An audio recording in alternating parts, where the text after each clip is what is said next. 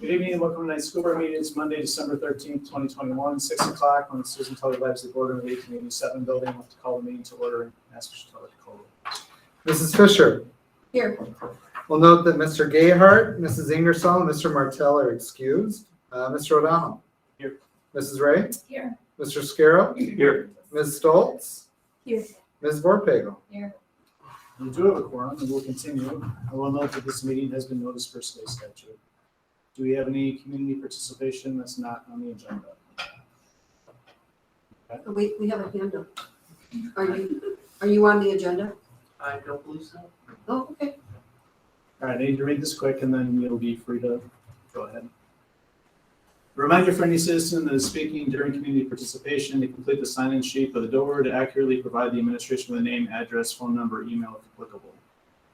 This will help the administration with any follow-up if needed. Finally, the community participation period is an important time for the Board of Education to hear concerns, gratitude, etc. of its constituents. That said, prior to making any statement, please be aware that each speaker bears the personal risk if anything they say during the community participation of the school board meeting is defamatory, slanderous, or otherwise harmful to another individual. Proceed. Should I sit up there? Yep, come on up here to the front and go ahead and introduce yourself and then, yeah. I am Nathan Paprocki, and I'm here today to talk about a petition. So I created a petition for grammatical correctness in the school model, because a group of elk is not called a herd, it's called a gang. Now I know gang has bad connotations, but the words only have meaning because we say they do. And many words change their meaning over time. So if we change our school motto to one gang, then maybe we can even change the definition of it forever. So I created a petition and asked students whether or not they agree with it. And I got 420 signatures, over 400 signatures in just 4 days. And so just wanted you to know, this information. So if you guys like to change it, that'd be great. But if you don't, you're interested. Thank you very much. Did you come up with a new acronym? Because I think the one herd came as part of an acronym related to it. So I believe that students would care more about a motto that they fought for than one that was forced upon them. And I believe that if we can create multiple acronyms and then put out like a Google survey of sorts to the students, and they can decide on what the motto would be. Thank you. Of course. Thank you for your time. Thank you.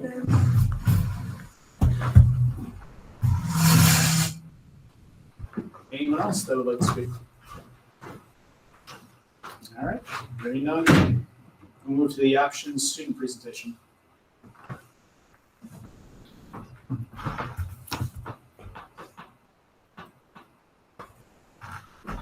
Okay, hello, I'm Juliet Lena. I am the Options High School teacher on record, and I'm also known as the Options tree hugger.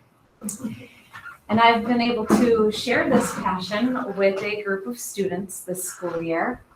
We have been able to offer a school forest elective called Forces of Nature. And as you can see, my passion is contagious. I've convinced other students to hug trees. And they are hugging a rare sycamore tree. This is a tree listed as a special concern in Wisconsin. And there's one right out the window there. I don't know if you knew that about sycamore trees, but they are very special. And we have one right next to our options playground. So we get very up close with nature. We have a couple of pairs of mated cranes that come up to our classroom window and peck at the glass. We see deer and turkey. So this school year, we've had lots of opportunities to get into the school forest and start doing some work. And this has been inspired by a grant that we won. Go to the next slide. So in April, I wrote for a $1,000 grant. The National Resources Foundation of Wisconsin awarded that so that we could buy the tools so we could start removing invasive tree species in our forest. So we have the community to thank for our school forest, and this 5 acres was a wonderful beginning. But our first walk through, we realized that it needed a lot of TLC because the buckthorn and honeysuckle really have been overcrowding the native plant species. So with this $1,000, we were able to buy lopers and native plants that we will in the spring be able to plant where we removed the buckthorn and honeysuckle. So on the first day of our class, the students were really excited just to be out of the classroom and in the forest. And they had these goals to learn how to identify different trees and plants and how they could help the environment, and just really to have that calm feeling of being in the woods. So we went to work the first day trimming buckthorn.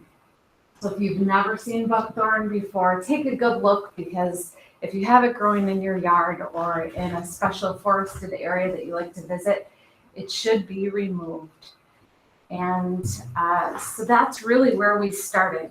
Some of the students got so into removing them, they were digging the buckthorn up by the roots, which is very hard because we have some buckthorn that are probably 100 years old in our school forest that are easily like a 10-inch diameter trunk. So we did a lot of that. We found it to be therapeutic. Next slide. Garlic mustard. It's the understory of our forest. The ground is really just overrun with garlic mustard. And although edible, you really don't want to eat it. You just want to pull it, burn it, put it in trash bags. You don't want it crowding out your wonderful native plants. Honeysuckle. Some people really love the flowers and the smell, but again, this is not meant to grow here, and it takes over. And trees like buckthorn and honeysuckle can even change the pH of the soil and cause existing native plants to die off. So not only do they compete with sunlight and nutrients and water, they change the soil. So the students learned all about that this year, and slide. And they also learned about the plants that should be growing in our forest, around our forest. And so we went and found milkweed seeds and propagated them on windy days. And this, they said, was one of their favorite things because it was just so freeing to send the seeds flying through the air. And our next big project is to build a 3-station compost bin so that students who don't finish their lunch can put their food waste in a temporary bin, and then we can take it to the compost station on the edge of the forest. So I want to thank you for your continued support, and we have plans to write more grants in the future for more native plants, more tools. We are establishing a classroom in the school forest with oak wood benches and educational displays. So we have lots of plans. The students have been generating great ideas, and it's been a joy. So thank you. Thank you.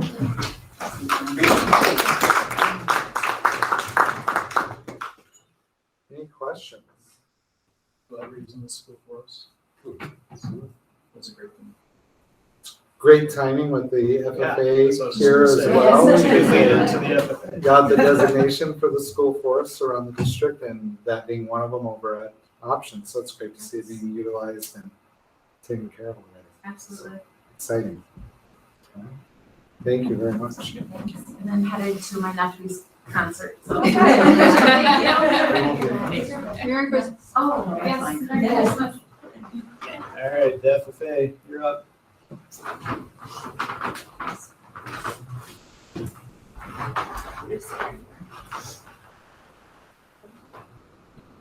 All right, so my name is Erin Gonzalez. I am a senior this year at Elkhorn Area High School. I'm Maya Aylan. I'm a senior as well. I'm Ryan Constable. I am also a senior. I'm AC Cruz and I'm a junior. So we went to the National FFA Convention and Expo in Indianapolis, Indiana. And the first part of the convention was the opening session, and this is where the National FFA officers introduced the national convention and got everyone inspired and excited for what the rest of the week had to offer. So they held their opening ceremony, and we had several keynote speakers. The National FFA Advisor, Dr. James Woodward, U.S. Secretary of Education, the Mayor of Indianapolis, and Courtney Dehoff, who is an agricultural TV host, and the National FFA President from Georgia had a very inspirational speech about how this year at convention is our comeback story and how we're coming back better than ever. Since last year, we had a virtual convention due to the COVID pandemic. So very inspirational and excited to have everyone back in Indianapolis. So after we have welcoming opening sessions, we also have general sessions that happen every day. There's only about 2 a day. So some of the topics that we did cover was a time for everything. There was a reason for your season, embrace your season, going through hard times, and no matter what season we're in, we can encourage someone else in their season. So each of these was a returning address from one of the national officers. So one of the ones that we really enjoyed was from the Secretary Animatus. And so every year they pick a theme that goes overall, and they just build on that every single day to help us learn more and then introduce new people and awards every day. In addition, there was the expo, which included businesses in the agriculture industry to network with, different brands within the industry, and colleges that surrounded ag, so that you could grow as like a person and network with different groups. There was also like places to shop to help businesses there.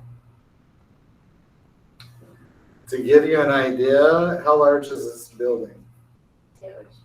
Give it a little bit more of a I think it was longer than a full city block, if I recall when you're walking through. It's I think, yeah, several blocks long. It's enormous.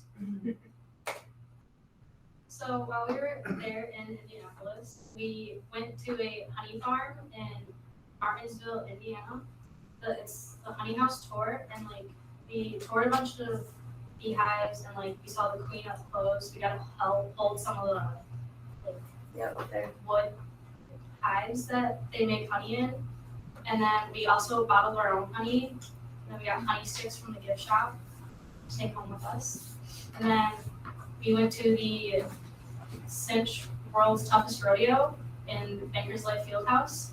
We heard inspirational speeches from the rodeo host, and he was a former FFA member. And we enjoyed watching the bull riding, saddle bronc, and Dusty Dickerson's trick riding. And then there was like a bunch more with like the clown and bull riding. Yeah, so. Thank you. Nothing about the concert? Yeah, the concert was very fun.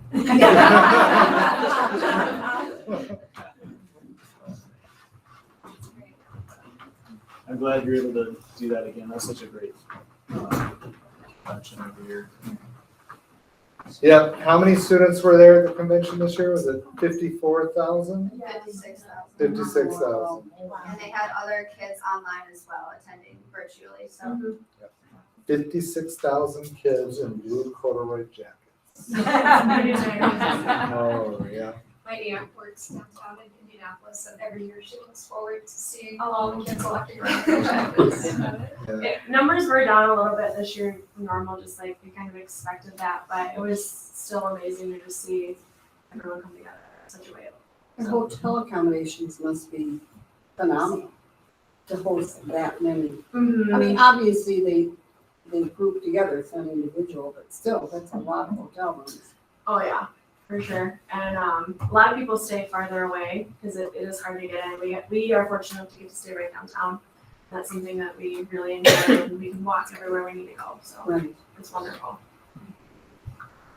I had the opportunity to go, and I think it was my third time going to the national convention, first time with Elkhorn, and it was, very enjoyable. Good group of kids, usually great, speakers. You always learn something new, and great sessions for the students all throughout. And I think a really good opportunity for the kids to have an experience to travel, stay overnight, exhibit or have some of that responsibility and be on their own, because, and I'll say Elkhorn advisors, they're much tighter than some of the other advisors, but the kids get a lot of, it's a massive convention. There's a lot of trust extended as well, and the kids off on their own attending the different sessions and then meeting back. So it's a good experience all around. We had a total of 12 attend with Elkhorn. Thank you very much. Do they have a Travel. Oh, right, sorry. travel. Oh, Yes. yeah, sorry. That's me too. Sorry. So we'd also like to ask to attend an overnight field trip. It's called the Halftime Leadership Conference, being held in Stevens Point, Wisconsin, at the Holiday Inn Hotel and Convention Center, January 14th through the 15th. We have the opportunity to take 2 students who are on our leadership team, who will to help them, just encourage them to continue to lead in their position through the rest of the school year. So it's called Halftime Conference, just because we're kind of, right there in the middle of both parts of the year. So we are just requesting the ability to attend. How do you choose students that get to go? So really it comes down to myself and Mr. Cruz, and we offer the opportunity to, like I said, everyone that's on our leadership team. So we have 8 students that this is available to. And in the past, Mr. Cruz has sent usually the president and one of the vice presidents. It doesn't have to be that, if there's this conflict, a child couldn't go, it would be great for any of them, but that's who he has suggested go in the past. And so we're figuring out our second person currently, but Maya will be one that will go with us as she's president and continuing in through the rest of the year. other questions? Otherwise, per our policy, we do need to approve it. This is overnight. I make a motion to approve the overnight travel request, the FFA as presented. Is there a second? Second. So moved and seconded to approve the overnight travel request from the FFA as presented. All those in favor say aye. Aye. Opposed? Motion carried. Thank you very much. Thank you. We have to finish our fruit deliveries. All right. Have fun. Have a good night for it. Thank you. Bye, Dennis. All right. Wrestling team, Mr. Reynolds. 2 of those girls are managers of the wrestling team. Oh. You can't go in the middle of January. They won't be selected. I'm just kidding. No, Maya and Riley, they're great. We've done this for several years. Bayport's been 10 years actually. River Falls, the second trip is the new one this year. And the third one, Pulaski, we've been going to for about 5 or 6 years. So I just submitted all 3 at once instead of having to come ask 3 different times. But a very good tournament for us. It says bi-state up there. It's actually called the Northern Badger, but it's up in River Falls. Does that take the place of Whitewater? Yeah, yes. The reason we're getting out of the Whitewater tournament is it's just kind of fell apart. Oh. It really has. It's just not that competitive anymore. A lot of teams have dropped out. They run it the old school way, Barb. They don't use track wrestling and Oh, really? yeah, they do it all longhand, and the tournament takes too long, and it's just now they've got it all computerized. Everything runs, so smoothly, and a lot of teams have just gotten out of it. So we need to go somewhere else to challenge these guys. They're a very good group of kids this year. Our numbers are down without a doubt. COVID has really hurt wrestling as a whole a lot. It really has. I do think it'll bounce back. It's going to take some work. We haven't had a 106 pounder yet in our conference. Seen 5 teams already. So there's a 106 Can't pounder have yet. Travis come back, he's no longer. I need someone, I know. He said they hit 30, at age 30, and it's gone. Yeah. Well, we wrestled Delvin last week, and it was an absolutely thrilling duel, and we lost by 10 points, and we forfeited 2 weights. We gave them 12 points on forfeit, and we lost by 10. So we really felt like we out wrestled them, but we just gave up. So because of that, but we'll bounce back. Delvin didn't have a 106 pounder either. Like I said, there's been 5 teams in our conference already that does not have one right now. But anyway, the River Falls tournament will be a really good tournament for these guys. It's upwards of 50 teams, a lot of teams from Minnesota. And we have a very mature group of guys. I kind of knew that. That's why I wanted to keep our schedule competitive. But the guys that we do have are pretty good. We feel like we've got some pretty good guys. So we want to follow that. But like they were saying with FFA, the kids are great. When we travel, I've never had an issue, knock on wood, but when you're getting up at 6 in the morning to weigh in, they're not out eating pizza and cruising the hallways in a hotel. They're in bed early, and we get up at 6 and we wrestle, and it's good though. But Is the bi-state just one day now, or? That's 2 days It's a actually. 2-day Yeah, trip, that's a right? Wednesday and a Thursday. So we'll actually travel up on Tuesday, and it'll be 2 nights stay. Just because River Falls is a 5-hour drive, we can't do that and then compete same day. So we're gonna travel up, and the Blacks are the ones hosting it. So Okay. you get to go see Dave Black and Sure. Kevin. And so something I wanted to do for a while is get up there to this tournament. But you don't have when I wrestled at bi-state, you wrestled on 2 days, but it's just one day. They get all the wrestling in one day. Bi-state will be 2 days. It's 2 Right. days. Is that your question? No, it was, I know that you're gonna be up there 2 days. But then they'll wrestle it No, you're Wednesday, up there 3 Thursday. days. Yeah, we're gonna drive up Tuesday afternoon. Oh, you'll be up there Tuesday, and the tournament is Wednesday. Wednesday and and Thursday. Yeah. When the tournament gets done, we'll drive back Thursday night. Thursday. Okay. And it's So always yeah. easy to drive home because they're just sleeping anyway. So, at the end of the day, so they just sleep. But It's a huge, it's a big it undertaking. sounds like it was back when, yeah. It's a big undertaking. It really is. Huge. It's not an easy thing for coaches, driving and all that stuff. But to see them compete is awesome in that kind of venue. I So hope you have a good support of parents that are able to make it. Being a weekday, it might be harder. yeah, we'll find that out. We Right. have our JV tournament is this weekend. Our JV tournament hosts 30 teams. So at our high school, we're hosting a junior varsity tournament. We have 30 teams coming. Like it's a big To the deal. high school? To our high school, yeah. Saturday? This Saturday, yeah. So, I'll find out, on this group of parents how good they are. I think they're pretty good. I really do think they're good.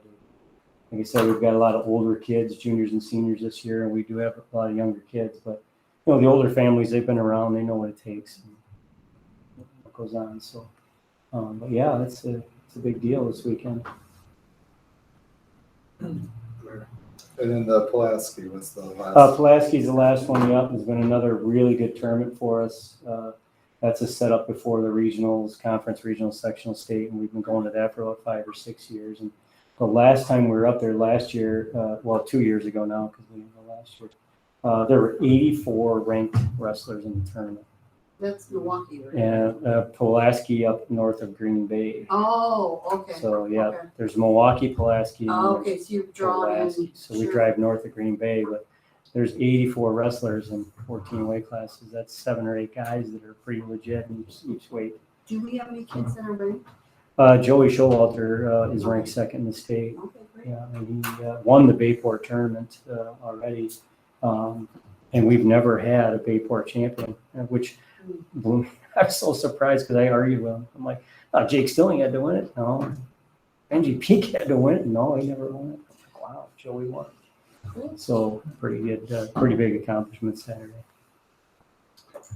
I think I would also add, I know we don't have the details on it, but it's pretty consistent. When we have a wrestler that goes to state, we generally are overnight for that as well, correct? Oh yeah, yep. So I would just include the approval of the Right. typical overnight Yeah, travel. I've never asked for permission to overnight for state. Parents have always gone. Just Yeah, to I be think honest, we but- did, we talked about one, because we added it on like Jason We said. did one year. Okay. So we should always do it, Okay, just throw it in Because with I- the other, it's- the date. I mean, we've gone every year to Yeah. Madison, yeah. Well, last year it was at Calcon on a one day, but this year it'll be back at the Cole Center, so, Good. yeah, I hope so. Yeah. Wrestling in front of that, Yeah, 17,000 It is people. awesome. I know when Travis walked up the first time, I mean, he was so used to wrestling since he was little, but it was different. It was not. There is a high school sport, I mean, obviously I'm a little biased for wrestling, but, you know, wrestling is the largest attended sport in the WIA because of the individuality of it. So, because if one school has one kid make it, there's a ton of people that show up, Right. so. But there's, 15,000 plus people there. So for a high school kid to wrestle in front of 15,000 people is pretty Yeah. exciting. Yeah, And how they can hear the coach is beyond me. The They little better. noise. No, they do, yeah. No, they do, Kids at that I level. remember Travis saying he could hear the coach's voice. Yeah. When he's with youth, he always could hear Russ. Yeah. He had the No, deeper we- voice, but he always heard you. He No, says we it's train. something we do. We train for that. I mean, Yeah. we have to, yeah. That's all part of it. But no, good group of kids this year, real happy with them, so I feel good about taking them. I really do. All right, other questions? Last, to approve it. I move to approve the overnight travel request from the wrestling team as presented as well as state tournament. Yeah, modified, yeah, it's Modified. modified. I'll second that motion. So moved and seconded to approve the overnight travel request from the wrestling team as modified. All those in favor say aye. Aye. Opposed? Oh, definitely make a note to add the state in, every year now. It's not that hard to I add. hope to see you Saturday morning for a little bit. 'Cause Oh, then awesome. I have to run and get treatment. Great. All right. We had 6 alumni guys in the room today wrestling with the boys, so Oh, that's. it's been awesome. Our alumni guys coming back, they're all back for Christmas. So. It's great. Thank you. Thank you. Bye-bye. Hey, Kenny, here's for the Yeah. shirts and shorts, thanks. Thank you. All right, take care. Yeah, Merry Christmas, everybody. All right, approval of minutes closed from the 8th of November and regular and closed from November 22nd. Okay, I move to approve the minutes of the November 8th, 2021 closed session school board meeting as presented. I'll second. It's been moved and seconded to approve the minutes of the November 8th, 2021 closed session school board meeting as presented. Roll call, please. Mrs. Fisher, Yes. Mr. O'Donnell, Abstain. Mrs. Ray, Yes. Mr. Scarrow, Yes. Ms. Stoltz, Abstain. and Ms. Warpable. Abstain. Motion carried. November 22nd. And those out as well. Owen was attached. No questions, looking for motion. That's first questions. I move to approve the minutes of November 22nd, 2021 regular school board meeting as presented. Is there a second? I wasn't there. Oh, you weren't there. You can second it. I don't second Neither of you were there. it. No. So you can second that one. I'll second it. I'll vote. You right? Oh, that was not We're doing the regular session, right? regular. Yes. Okay. You were there. You can second. Yeah, you can second. And we only Two have of us. two There's voting. only two of us, though. It's a So we could majority, call- it's a Still majority majority. of the people in attendance tonight is what you do. Yeah, that's true because you're both Whether abstaining. So it'd be abstains, five. not a no Yeah, vote. the- Yeah, the- so it's a Okay. second. Yeah. Okay. So Mrs. Fisher, Abstain. Mr. O'Donnell, Yes. Mrs. Ray, Yes. Mr. Scarrow, Abstain. Mrs. Stoltz, Yes. and Ms. Warpable. Yes. Motion carried. And closed session. Give me 1 second. I move to approve the minutes of November 22nd, 2021 closed session school board meeting as presented. I second it. Mrs. Fisher, Abstain? Mr. O'Donnell, Yes. Ms. Ray, Yes. Mr. Scarrow, Abstain. Mrs. Stoltz, Abstain. and Ms. Borpego. Abstain. Okay, we got through that one. Took longer than our presentation. It's not usually the hardest part. Yeah, I know. We made it through the minutes, yes. All right. It's not often that we have 4 people. Only 2 of us. That's pretty rare. Yeah. All right, general and other fund bills, Mr. Truan. The general and other fund bills this evening covers checks number 144739 through 144913. Wire numbers 1030 through 1055, ACH checks numbers 219 through 254. Options renovation wire number 1029 and one voided check 139797. The combined amount $847,627.83. Then there's a memo, I think, providing some additional information. Several of the bills in your packet and a copy of the treasurer's report for the month of November was at the end. Bill packet. Questions for Mr. Truan?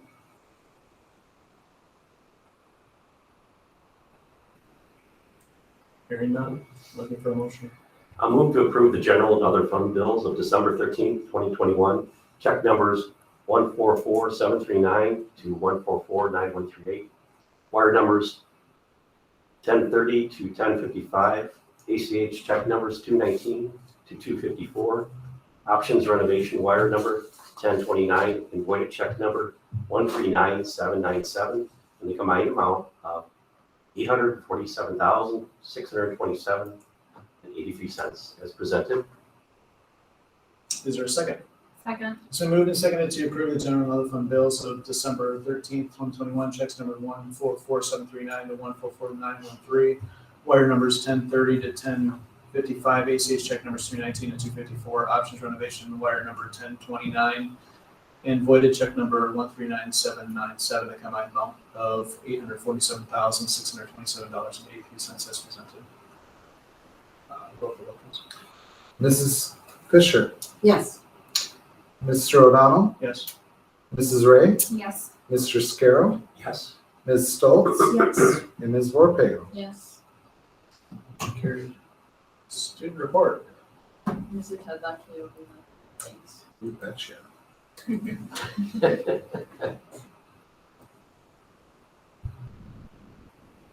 Let's go to the next one. Okay, so at the high school, we had the Jerseys for Jackson Day, and that went well. We had a lot of participation. I think a lot of kids did that, and then the staff also participated in that. The student council has had some holiday activities planned for before break. This week and next week are holiday themed dress up days, and we decorated the cafeteria with lights on Friday, and then we're almost done with our Twin Oaks present drive. At the middle school, the EMS student leadership team is hosting a food drive this week for local families and local food pantries. And the first indoor dance was held on Friday. That was for 8th graders only. They're like separating it by grade throughout the year. And then the EMS Kiwanis Builders Club is having an ornament sale, which is just in time for the holidays. At Jackson, they also participated in the Jerseys for Jackson Day, so there's some more pictures up there. Some of the Jackson students walked in the Christmas parade and wore signage showing how Elkhorn is the Christmas card town, and lots of teachers have decorated their door for the holidays. At Tibbetts, Friday was the Packers and Bears Day, so they all dressed up for their favorite team. Tibbetts is having holiday dress-up days this week and next week as well, and in 4th grade they had fur trading day. I think it's Mr. Place. Mm-hmm. At Westside, the kindergartners made gingerbread houses on Friday, and that was a mess. And students had the opportunity to go to DHS Auditorium and watch their students put on the production of Rudolph and the Red-Nosed Reindeer. At Options, the students and families had the opportunity to go on the Santa Cruise on Lake Geneva last Wednesday. Last week, Options began their marketing video, and the next Options Family Night is Thursday, where they'll have the chance to watch Polar Express and get hot chocolate and popcorn. And then lastly, at the Career and College Academy, the house the students have been working on is coming along well. There's more picture updates there. And then Logan and Caden earned this week's celebration of employability skills. Logan has improved his attendance, and Caden was recognized for consistent attitude on the phone bill. That's all I have. Well done. Director's report. Like turn the time over to Cynthia Holmes Hi. for tonight. How you folks doing tonight? Good. Good. As I started off, some of you were here at the last session when I came in June. So it's a 6-month review, and I like to do a hands-on experiment. So who would, if I can get 3 volunteers to help me, that would be great. Come on up. What's up? So there is a puzzle here. Something else. I would like That's you. That's you. That's a compliment. If you can go and put the puzzle together, that would be great. Let's do it. You're not going to have all the pieces. There's going to be one piece left over.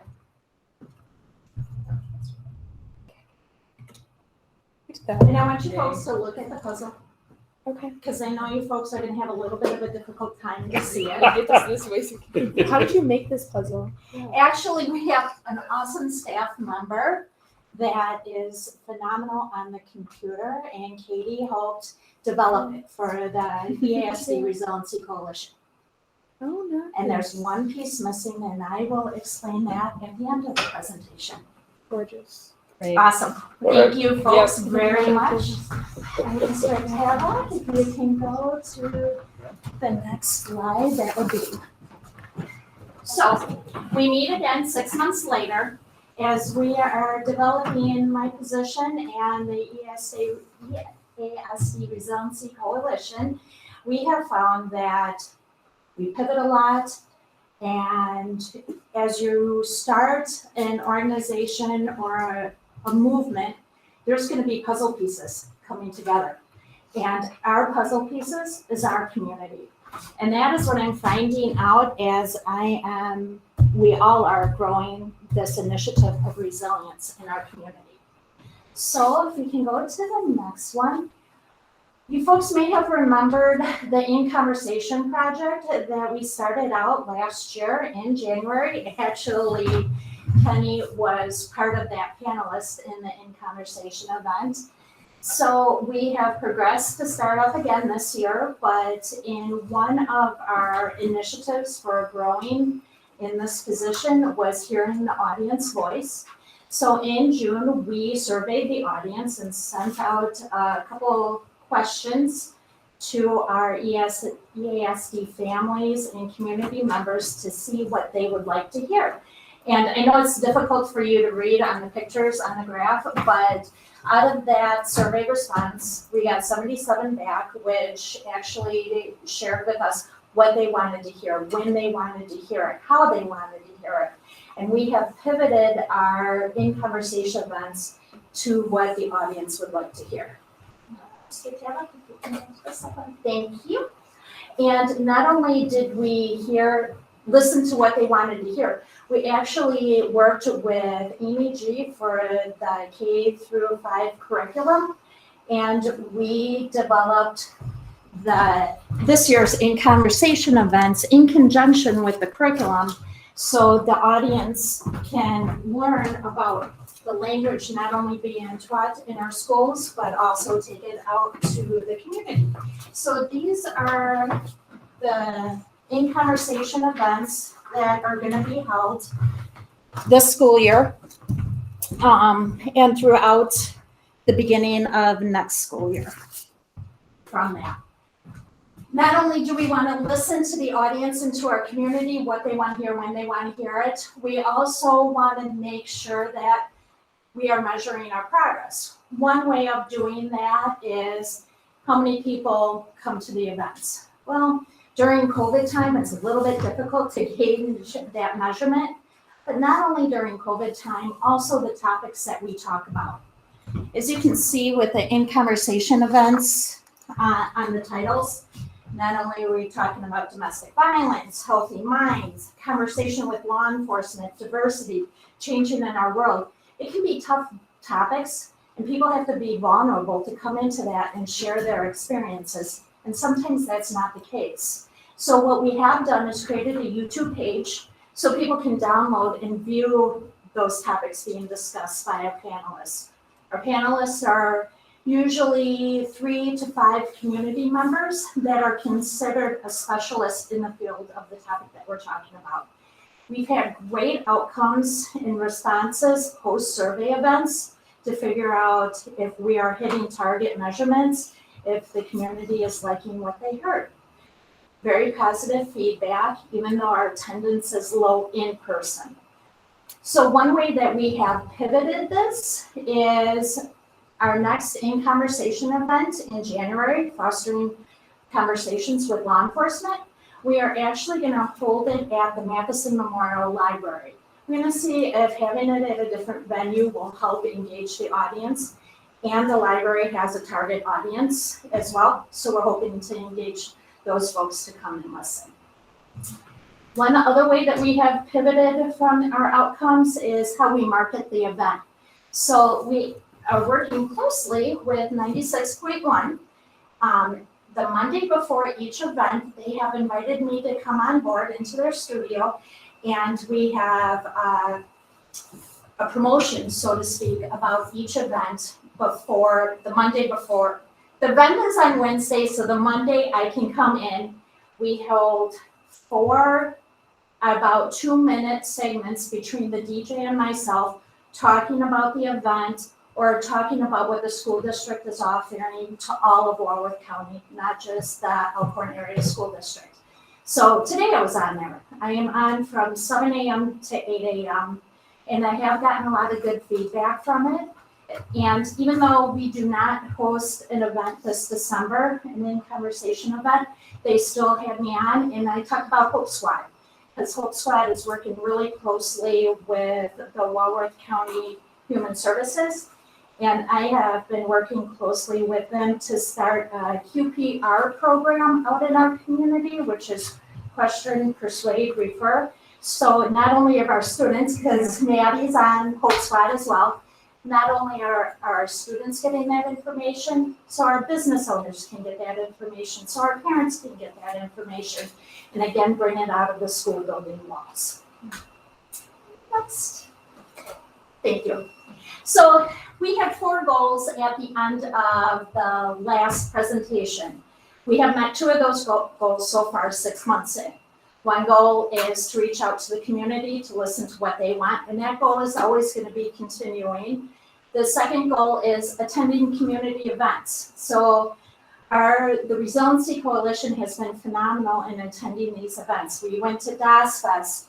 We went to the UW Whitewater Community Fair. We helped out at Oktoberfest. And the big thing that we did was National Night Out. It was phenomenal. Actually, the Resiliency Coalition members, we built 2 games. We built a Planko game, and then we built another game where it wasn't as successful as the Planko game. We had complete lines for that. We also handed out popcorn, and we worked along with the Booster Club to have the popcorn machine there, and they had stickers on the popcorn base, so it was promoting the school district as well. So there's been continuously goals that we want to be met. One of the goals that is on for the end of the year, hopefully, is bringing a drug and alcohol program into the school district.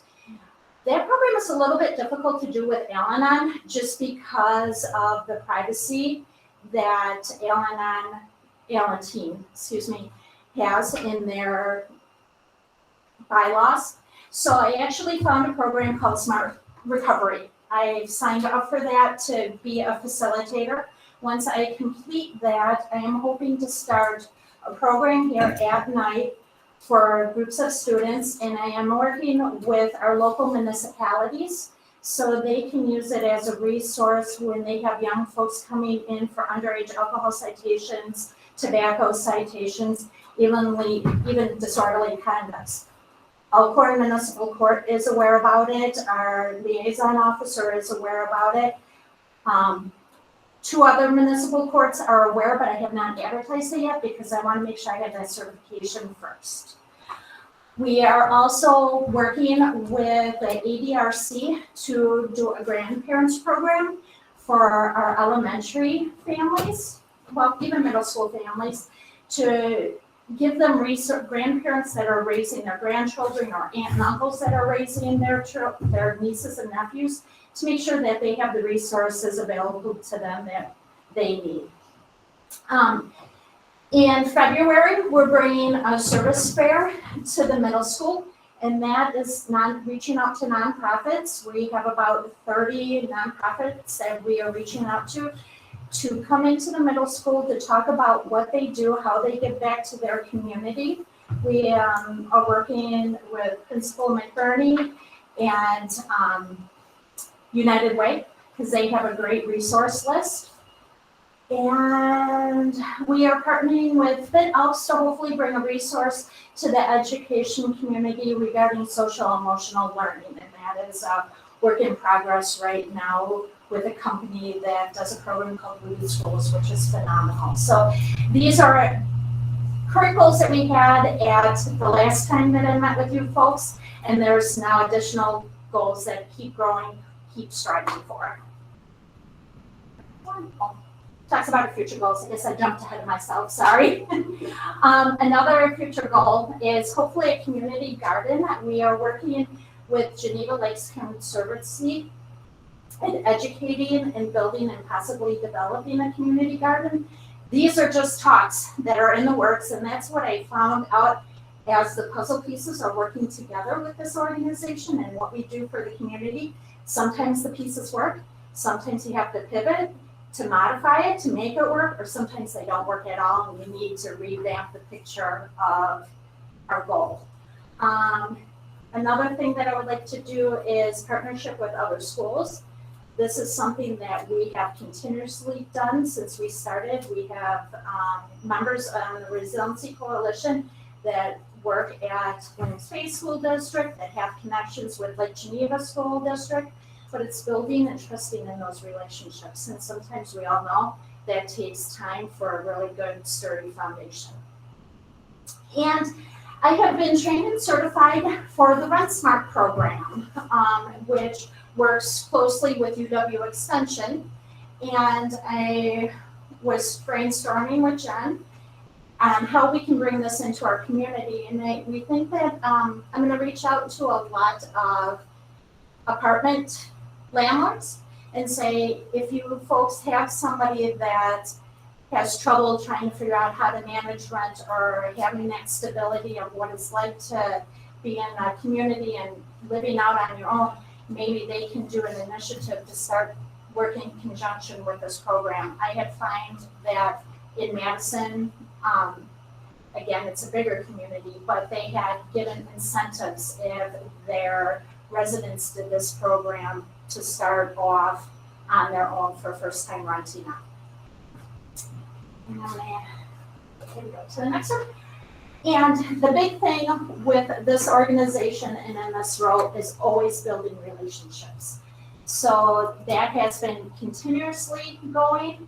We have worked with memory cafes. So there's a couple pictures up there. We had I worked with memory cafes in conjunction with the Matheson Memorial Library that comes in quarterly. And memory cafes is with folks that have Alzheimer's and their caregivers. And it's kind of a safe place for them where they can reprieve and enjoy life. So one in November of last year, a gentleman came in and spoke about his service, which kind of related to a couple folks that were in the memory cafe. And about a month and a half ago, our second memory cafe working together, we actually had the high school jazz band come in and play, and we did a swing dance, so to speak. There wasn't many guests on the memory cafe, but what was awesome about it is the youth that played in the jazz band, and there were dancers that were there to taught on swing dancing. They actually helped each other, and to see them building relationships between young and old was fantastic. And a side note on that, one of the dance instructors was my dance instructor when I was like 4 years old. So that was kind of neat to reminisce that way. I'm making Oh, sorry. No, that's okay. We have worked with Faith, Hope, and Love. So those are the blue bags that you'll see on the pictures. Faith, Hope, and Love is an organization that puts together bags for elementary students or middle school, high school students that have a trauma that they're working through. So there's books, there's blankets, there's teddy bears, and we're able to get a bunch of donations from that and have the school district, the counselors, and the sites have them in case they need them, and at the high school. And another thing that we are working with at the high school is working closely with the Elkhorn Food Pantry. I have found out that a lot of our high school counselors will use their own money to buy granola bars or Pop-Tarts for students that are coming in late to school, where they miss their breakfast and they don't have resources to have food, so they would hand them over. So we reached out to the food pantry, they're like, we'll help you. So they have been supplying the middle school and high school counselors for that sort of resource to get to the young folks that don't have that. Yes, okay, nice one, thank you.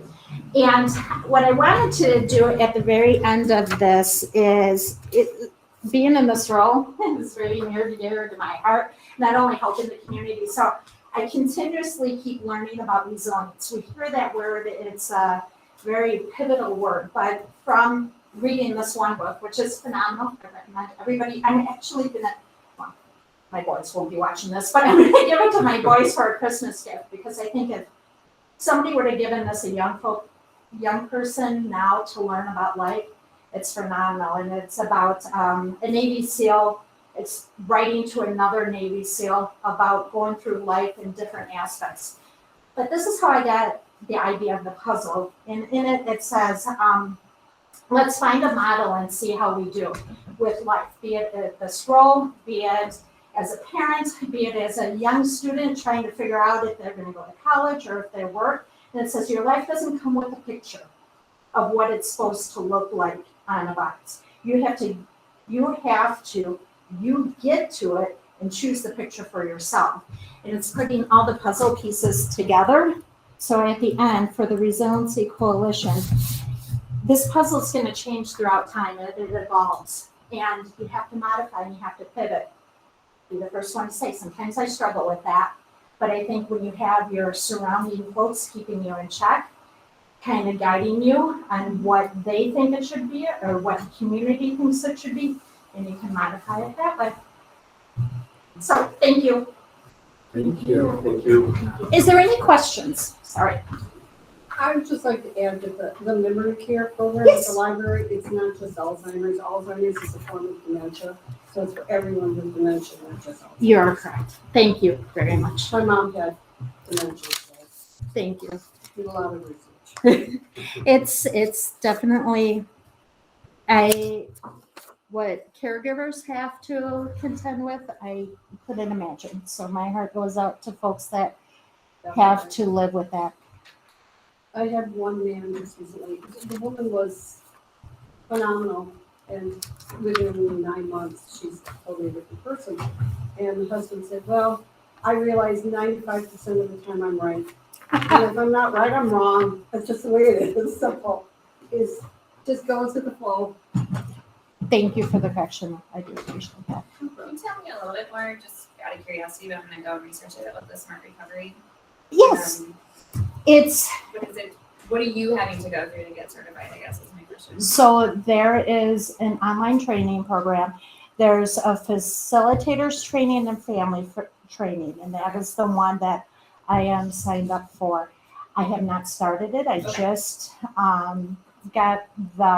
just signed up for it last week to go through the training on it. It's all nationwide. It is a 12-step program, but it takes the faith-based out of it. And so I had met with an instructor in McGuanago. Okay. And he is a retired doctor.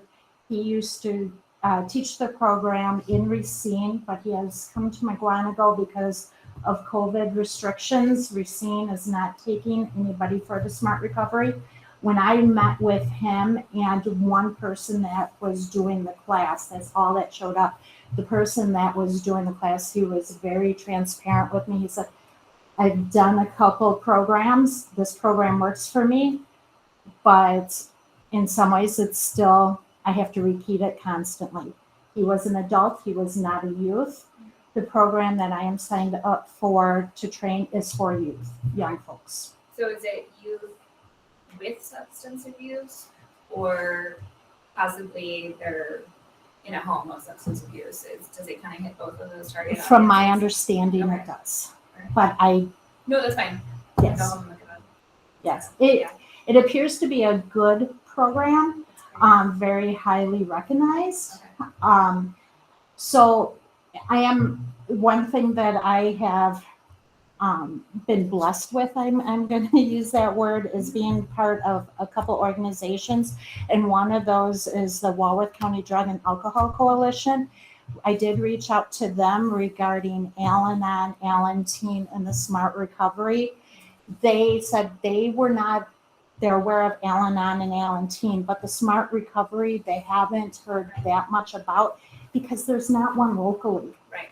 And that's where there's one, McGonigal came from Racine. There's a couple programs in Illinois, I believe, for the Smart Recovery, but nothing even close by. So my thought was, It's a huge problem. pardon me? That's a huge problem. It is. Yeah. It very much is. And I think using it as a resource for municipal courts is a good way, it's a built-in audience, so to speak, to earn its recognition. I would love, and I had spoken about this before, bringing Alateen into the schools. Burlington School District has Alateen and Smart Recovery. I had met with and working with a lady there that does both, and she does it into the curriculum, into the school day. She even agrees, if you do not have a connection with Alateen, it's really hard because part of their requirement in order to teach Alateen, you have to a recovering Al-Anon. Yes. And that's, I don't have those connections. Thank you. You're welcome. Any other questions? I want to thank Cinta for all of her work and also the school board again for the creation of, those 2 additional community service programs. We're getting so much leverage out of both Cinta's position, John's position, and Patty Woods, who she hasn't submitted officially, so perhaps not, but she's verbally told me this will be her last year. But I think it's those 3 positions that are community service funded positions really are very unique to Elkhorn and provide our community with amazing opportunities that we wouldn't have otherwise. Just like putting together this Smart Recovery and that program, it's something that I just don't have people with the bandwidth to add to that and put that in. So it's something that Cinta has picked up in a lot of these community groups. And I think they will build over time. I know there's particular interests that ebb and flow, and then people get busy and you see that, but I think creating the resource and making it available there. And, Elkhorn, we are, whether we like it or not, we're the hub of the county. And having the community service positions here and people coming here, it's a benefit to our community district. And I was blown away when I came here, had our first child, and got a letter in the mail. Congratulations and welcome to the Elkhorn Area School District when JJ was born. And that's just something it's really cool that from birth now all the way up through, I think John's working with a senior group to do a ping pong league. Yes. And putting that together, gentlemen in their 80s and early 90s to play ping pong. I don't know how they'll see the ball, but they don't need, but it's, they reached out to him and said, hey, I'd like to get some kids. It's something we can create. And we have the resources to provide that. So thanks to the school board and the community for supporting it. Thank you. And good work. It's hard work, so thank you. Well, It's easy to burn out. I thank you for giving me the opportunity to have the community and the school working together and building those relationships, because I think it's breaking down those silos. and all working for one purpose and making a social, emotional, healthy learning environment inside the school and outside. So thank you. Thank you very much. Recommendations of the district administrator. Personnel. All right, the personnel sheet you've got access to, there's a number of resignations there. Vicki Knoll has accepted a position in neighboring district Burlington. One of her friends works over there, and she felt that would be a good fit for her and opportunity. So we wish Vicki well in her new position. Rose Devon is resigning as a Tibbetts cook. We have Michael Woodward, as a Tibbetts custodian who's resigning. Beth McClory as a support staff at Westside. Liberty Tidberg as a support staff at the middle school. Laura Medley as a support staff at the middle school. Erin Wells is a high school girls soccer assistant coach. Patrick Schaefer is a support staff member, custodian, helper. Sean Wilson, support staff, cook, custodial, and Miguel Rios is a high school, the last two are appointments, high school basketball assistant coach. I think I want to thank all of those staff members for their service. Some of the positions, the avid tutors are typically college students, so we see a lot of transition with that. I think anecdotally, it just feels like a little bit that there's more transition amongst the support staff group. And we've had a couple shifts at the special education staffing level from the teaching. It's a really highly sought area, and so there's more flexibility or movement in that area. We're seeing that as well, and actually, having the applicants apply for the position that's open, which we're also getting, even though it's mid-year. So that's what I have for the personnel. All right, questions for Mr. Taylor? Anybody else looking for a motion to approve? I move to approve the personnel recommendation sheet for December 13th, 2021, including new employment contracts conditioned upon passing the background check and the district mandated drug screening as presented. Is there a second? I'll second. So moved and seconded to approve the personnel recommendation sheet for December 13th, 2021, including new employment contracts conditioned upon passing the background check and district mandated drug screening as presented. I'll vote. Mrs. Fisher, Yes. Mr. O'Donnell, Yes. Mrs. Ray, Yes. Mr. Scarrow, Yes. Ms. Stoltz, Yes. Ms. Vorpegel. Yes. Motion carried. School gifts. All right, we've got two gifts to present this evening. David and Lori Aller donated $2,000 for items in the Elkhorn Area School District Holiday Baskets. And Lakeland Builders Association has donated $1,000 towards the Christmas gift card campaign for families in need. What are the holiday baskets? Do we know? Students, do you happen to know? For us? We don't know. That's not for you. No idea. I have no idea. I know Hope Now is I've heard- coordinating those. It's going through the Hope Now organization. Okay. Oh, okay. Where they're- That's what's Cool. happening, yeah. Oh, they're baskets that are put together for needy families. Okay, well, that's all I wanted to know. I just. Yeah. With Hope Now. Oh, that's amazing. That's really sweet. Looking for a motion to approve. I'll move to accept the generous school gifts as presented. Was there a second? Second. So moved and seconded to accept the generous school gifts of David and Lori Ayler and Village Association as presented. Roll call. Actually, all those in favor say aye. Aye. Opposed? Motion carried. All right, last item is the 2022-2023 budget development calendar. We just finished that now. That's what I saw come up, so I was like. Yeah, but this is for next year. I just approved Just waited to see the if we're audit paying attention. report for 2020-21. Yeah, you just approved the very last part down here for last year. Okay. So the format's very similar in terms of process. Obviously, the dates have been updated for 22-23. We did build in a date for a possible board workshop on the 12th of March. If the board's interested in continuing that, we would set that date aside for that purpose. I think what's gonna be maybe different this year, we start talking about budget for next year.